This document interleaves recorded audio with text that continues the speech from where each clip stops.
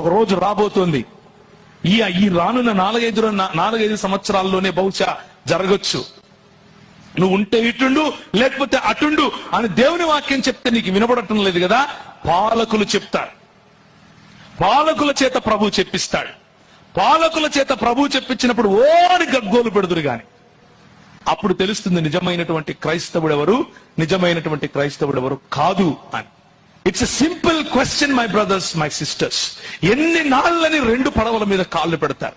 10 ఏళ్ళు అయిపోయింది, 20 ఏళ్ళు అయిపోయింది, 30 ఏళ్ళు అయిపోయింది, 50 ఏళ్ళు అయిపోయింది. ఇప్పటికీ ఇంకా అదే కులంలోనే నేను ఉంటాను అని అంటారు.